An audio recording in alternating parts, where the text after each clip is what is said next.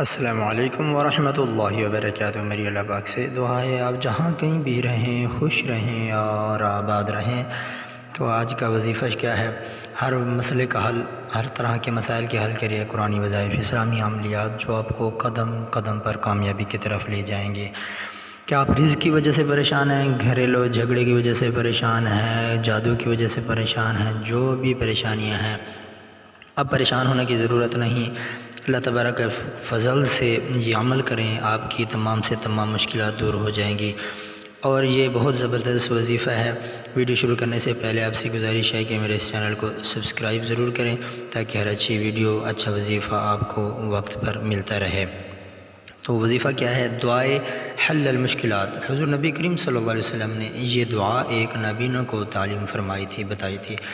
اس کے پڑھنے سے فوراً اس کی آنکھیں روشن ہو گئیں۔ اس دعا مبارک کا بارہا تجربہ حدیث نبوی سے ہوا، دوبارہ پڑھنے کی نوبت نہیں آئی کبھی بھی کسی کو۔ بڑی سے بڑی مشکلیں حل ہو جاتی ہیں۔ طریقہ کار یہ ہے کہ سب سے پہلے تازہ وضو کرے، پھر 2 رکعت نماز نفل پڑھ کر 100 بار یہ دعا پڑھے۔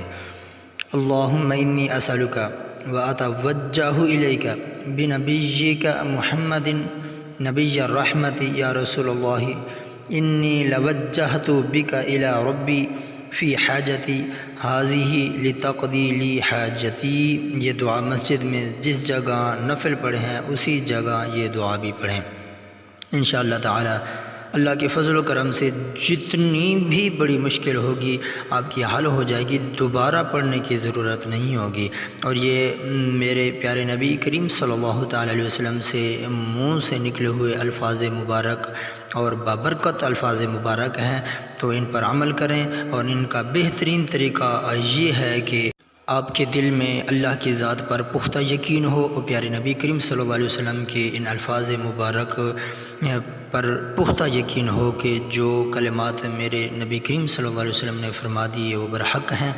انشاءاللہ بڑی سے بڑی مشکل حل ہو جائے گی اور آپ کے لیے آسانیاں پیدا ہو جائیں گی۔ میں کہتا ہوں دوبارہ عمل کرنے کی ضرورت نہیں ہوگی۔ یہ ایک بار عمل کر کے دیکھیں، اور یہ عمل کرنے کی اجازت اس کو ہے جو میرے چینل کو سبسکرائب کریں گے، لائک کریں گے، شیئر کریں گے۔ ویڈیو مکمل دیکھنے کے لیے آپ کا دل سے شکریہ۔ یہ وظیفہ ضرور کریں، ہمیں بتائیں کہ اس وظیفہ سے آپ کو کیا فائدہ ہوا۔